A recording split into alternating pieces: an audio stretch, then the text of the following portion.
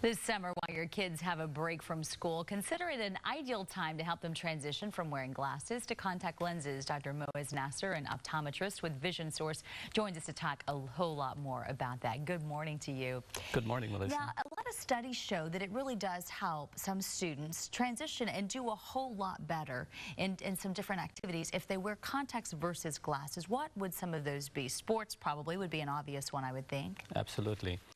First of all, thank you for inviting me here this morning. I also would like to take a moment and wish you and your audience a happy belated 4th. Well, thank you so much for taking time to do that. The same to you. Thank you, thank you.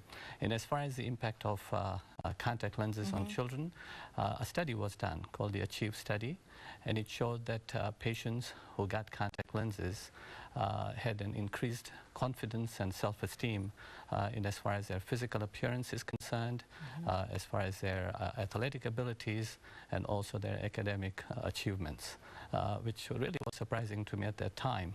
But I've seen many of my patients, and especially the parents, report that when they get contact lenses, it has changed their lifestyle and it has impacted the child in a very good manner. We all know how hard it can be to be a teenager, so anytime you hear an up in the self-confidence, we know that that can make a big difference. I remember being 15 and people, you know, the four eyes jokes and the jokes that came along with it, and I immediately got contacts. I mean, I just couldn't deal with that.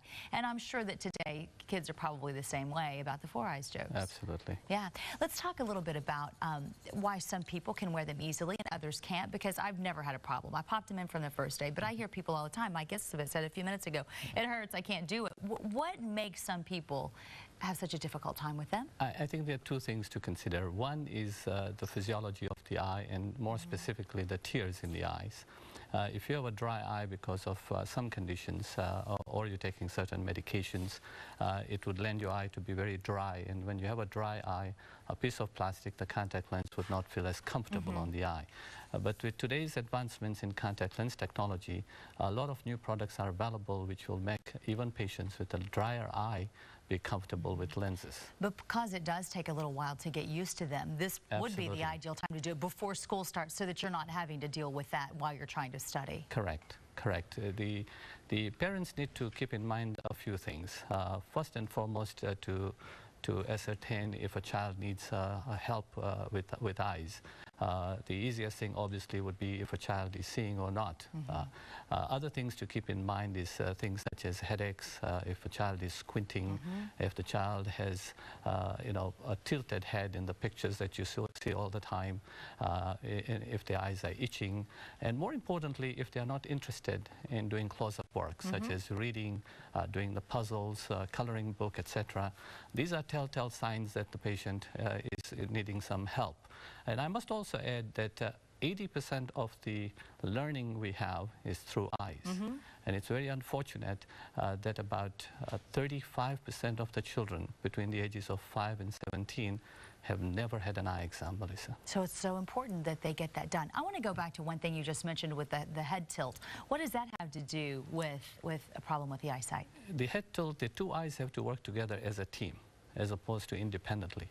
And when a patient is, you know, either was born that way or because of trauma or whatever, has one eye a little higher than the other, then they will have a head tilt to compensate for that condition. Yeah, so it's something for parents to really look out for. Right. Let's talk about that technology that you said has come so far. What are some of the options now with contacts? Well, contact lenses have come a long ways. At one time when my daughter, who is 26 today, when she got contact lenses when she was in 6th grade, I had to fit her with a monthly lens. And a monthly lens is a lens that you take off every night, but once a month you dispose them. We've come a long ways now today that we have the dailies disposable. Right, and with teenagers especially, who probably might not be so good at cleaning their contacts, that might be a good thing for a younger child. Absolutely. Yeah, and is it going to have anything to do with how we take care of our eyes as far as damage to the eyes, of taking those out every day? Because a lot of people say that. Aren't you worried about bacteria that might get in your eyes? But I mean, as long as you're washing your hands, there's really no danger of contacts, is there? Indeed. I've really not I was trying to recall if I've seen any patient with an infection, a patient who has been wearing dailies, and I don't recall of a patient getting an infection. There are infections with contact lenses if you abuse them. Right. But if you take care of them, as you know, with your experience, it's an easier thing to do, Well, and very safe. Dr. Nasser, it's great information. Thank you for coming in, and just a reminder to parents, get your children's eye checked, even whatever you can do to make sure that they're able to see this so they can do the best in school. It's almost here, just very like good. 6 to 8 weeks out. Just make sure that you put that down in your to-do list to get your child's eyes examined. All right. And please visit our website at visionsource.com and for a location near you. All right, a lot of pediatricians do it. Mine do. Yours probably does too, Mike.